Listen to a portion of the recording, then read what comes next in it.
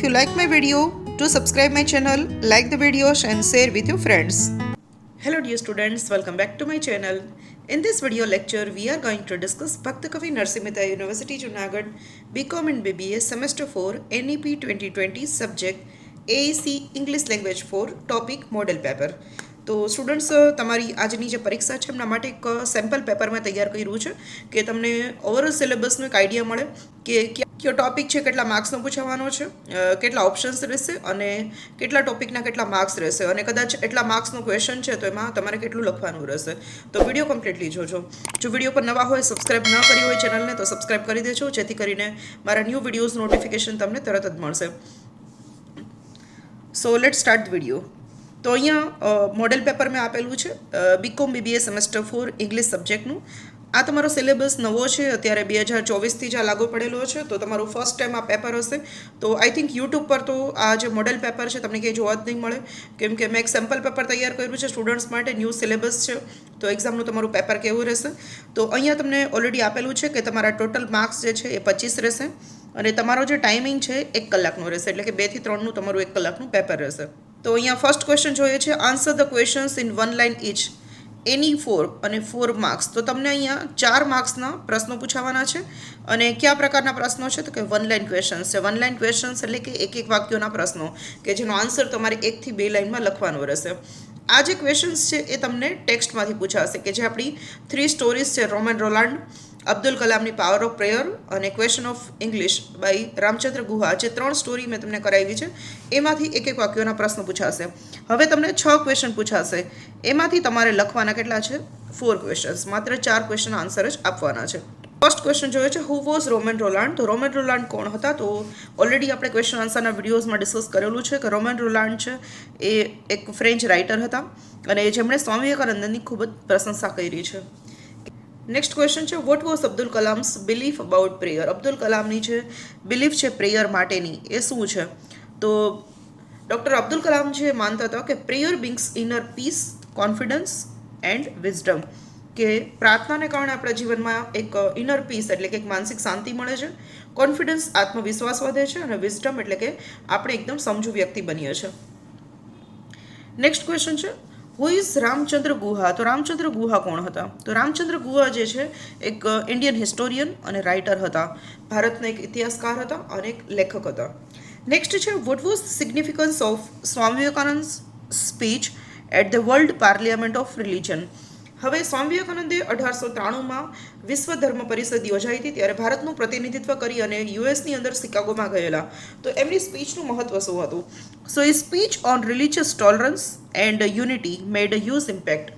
એમની જે સ્પીચ હતી એ ખાસ કરીને ધાર્મિક સહિષ્ણુતા અને યુનિટી એટલે કે દરેક ધર્મો એક છે, દરેક લોકો એક છે, બધા સાથે ઇક્વાલિટીનો એટલે કે સમાનતાનો ભાવ રાખવો જોઈએ. તો આ એમની સ્પીચને કારણે ત્યાં બેસેલા ઓડિયન્સમાં બેસેલા બધા જ ફોરેન થિંકર્સ અને રાઇટર્સ જે છે ખૂબ ઇમ્પ્રેસ થાય છે અને એમાંથી એક હોય છે રોમેન રોલાન્ડ.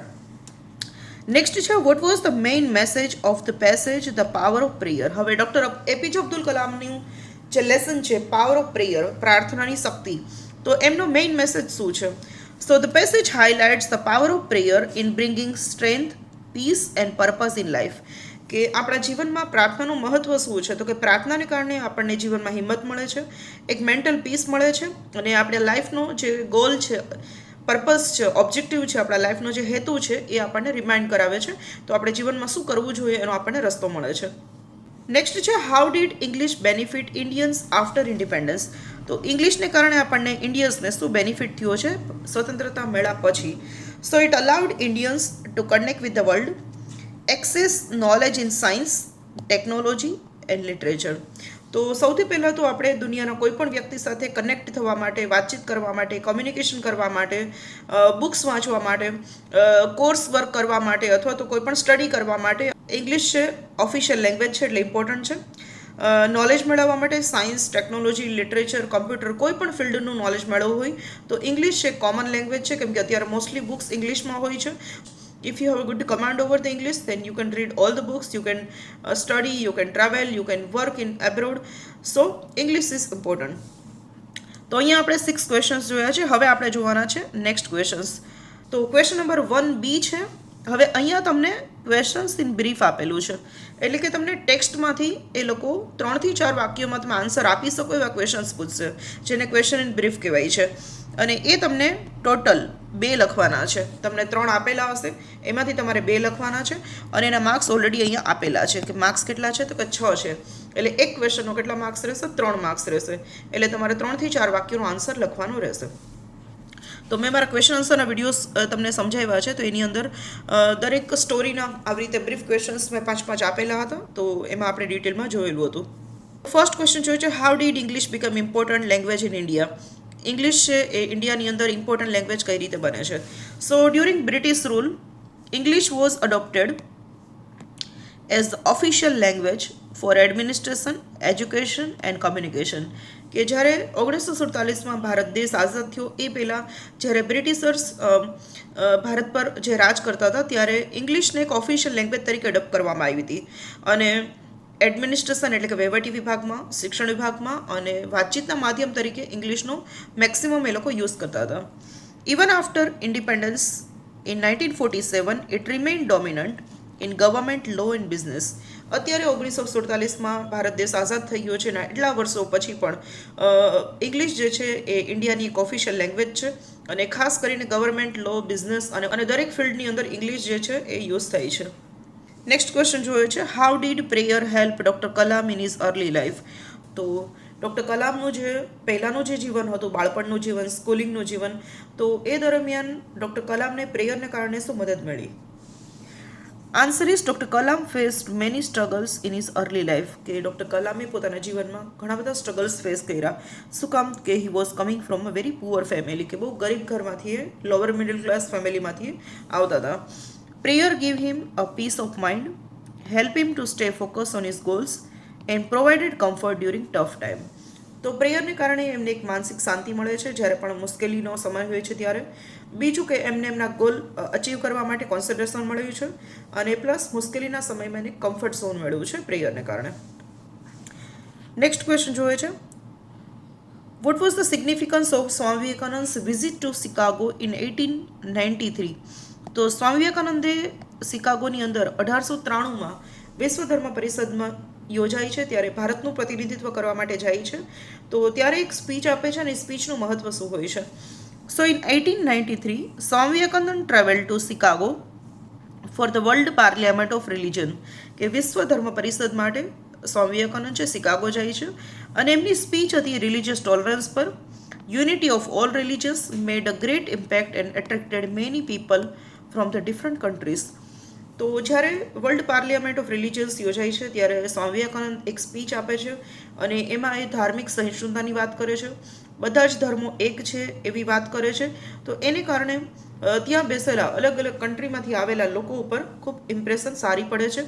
બધા જ લોકો એમના વિચારોથી એટ્રેક્ટ થાય છે.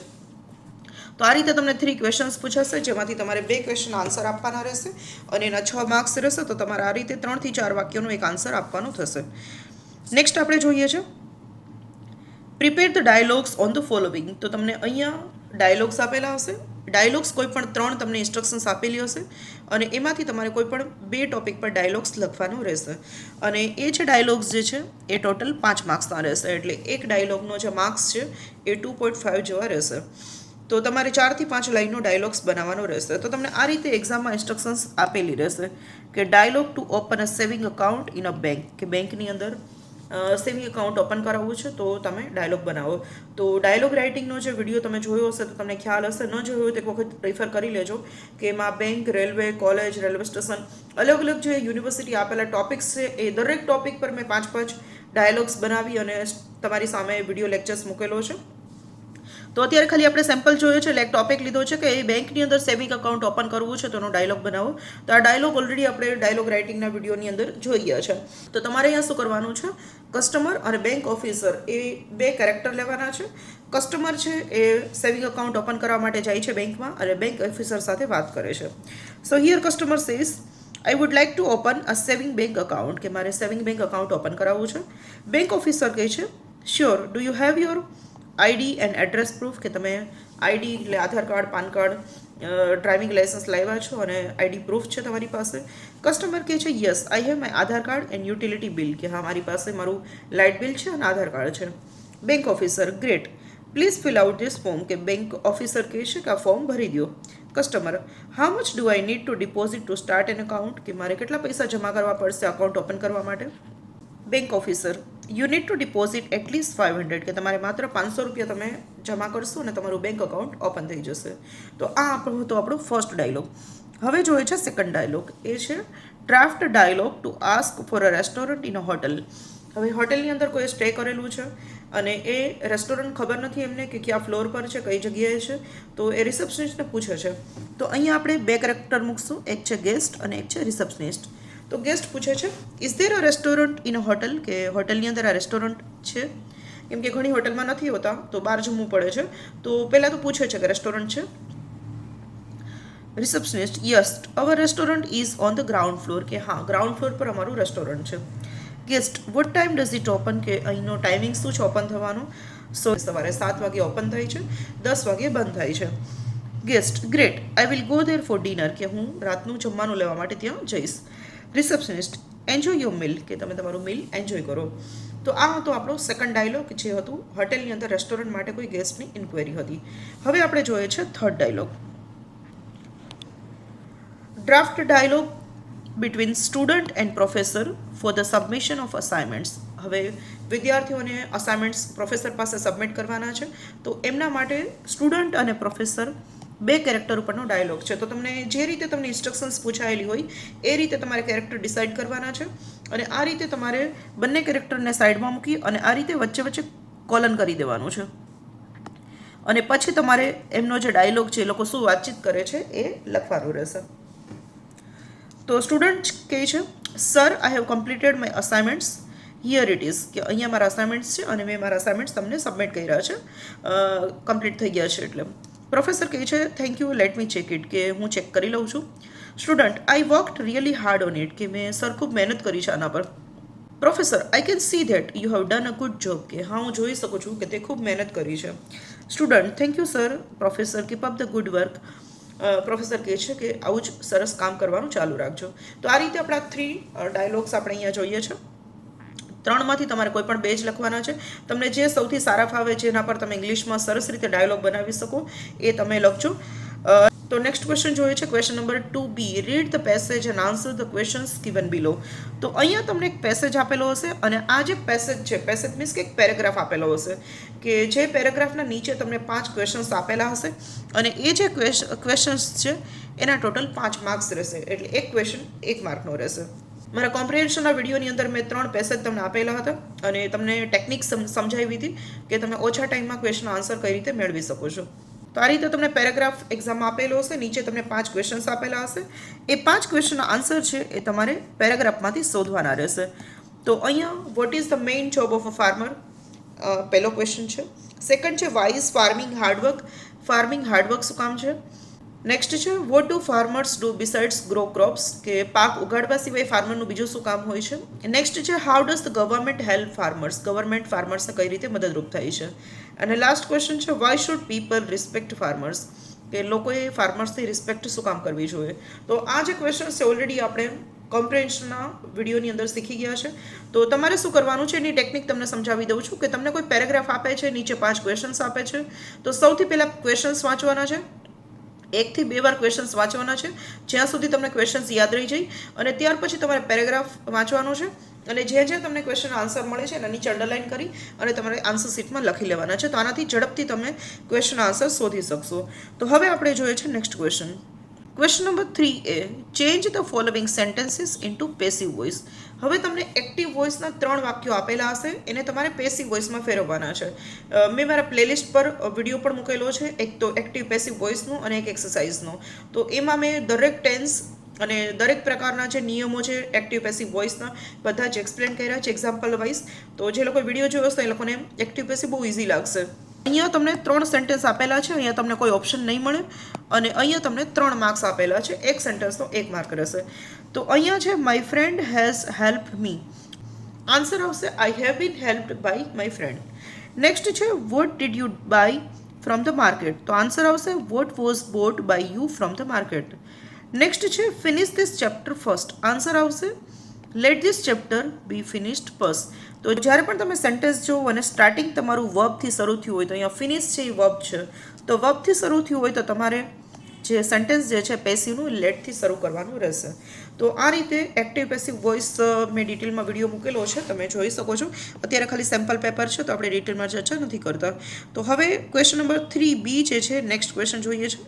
એ તમારો છે કન્ફ્યુઝિંગ વર્ડ્સ અથવા તો સ્પેલિંગ મિસ્ટેક અથવા તો હોમોફોન્સ. તો આ જે ખાલી જગ્યા છે એમાં તમારે ઇન્સ્ટ્રક્શન્સ આપેલી હશે, fill in the blanks. Total તમને 2 માર્કની ખાલી જગ્યા પૂછાશે. તો અહીંયા તમને ખાલી જગ્યા આપેલી હશે, કાઉન્સમાં તમને અહીંયા 2 ઓપ્શન આપેલા હશે. તમારે 2 ઓપ્શનમાંથી સાચો ઓપ્શન ચૂઝ કરી અને એક ઓપ્શન લઈ અને ખાલી જગ્યાને પૂરવાની રહેશે. તો ફર્સ્ટ છે આઈ બ્લેન્ક યોર અપોલોજી, કે હું તમારી માફી માંગુ છું. તો માફી માંગુ છું મીન્સ કે માફી એક્સેપ્ટ કરું છું. તો અહીંયા આન્સર આવશે એક્સેપ્ટ. નેક્સ્ટ છે C made a beautiful photo collage. તો જ્યારે ફોટોની વાત આવે, આપણે અલગ અલગ આવી રીતે ફોટો ભેગા કરી અને કોલાજ જે બનાવતા હોય છે એક ફ્રેમની અંદર, તો એને કહેવાય છે કોલાજ. તો આ રીતે આપણે અલગ અલગ ફોટોઝની ફ્રેમ બનાવતા હોય છે તો એને કહેશું કોલાજ. તો અહીંયા આન્સર આવશે કોલાજ. તો અહીંયા આપણે 25 માર્કનું આપણું એક સેમ્પલ પેપર સોલ્વ કર્યું છે. તો તમને આઈડિયા આવી ગયો હશે કે તમારો ઓવરઓલ સિલેબસ છે એમાંથી 25 માર્ક્સના ક્વેશ્ચન્સ કેવા હશે, ઓપ્શન્સ કેટલા મળશે, કેટલા માર્ક્સનું લખવાનું છે, અને ટેક્સ્ટ, ગ્રામર અને કમ્પોઝિશન 3 આપણે અહીંયા ડિસ્કસ કર્યું છે. તો તમને હવે આવનારું પેપર કેવું રહેશે એનો એક આઈડિયા મળી ગયો હશે. તો હવે મળીએ છીએ નેક્સ્ટ વિડીયોની અંદર. તમારું જે આજનું પેપર છે એનો પેપર સોલ્યુશનનો વિડીયો પણ હું મારી ચેનલ પર જ મૂકીશ.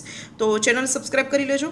વિડીયો ગમે તો વિડીયોને લાઇક કરી દેજો અને તમારા ફ્રેન્ડ્સ સુધી મેક્સિમમ શેર કરજો, જેથી કરીને દરેક વિદ્યાર્થી પોતાના કોર્સની અંદર ઇંગ્લિશ સબ્જેક્ટનું સ્ટડી યુટ્યુબ પર કરી શકે. તો મળીએ છીએ નેક્સ્ટ વિડીયોની અંદર. ત્યાં સુધી happy reading and all the best for your exams.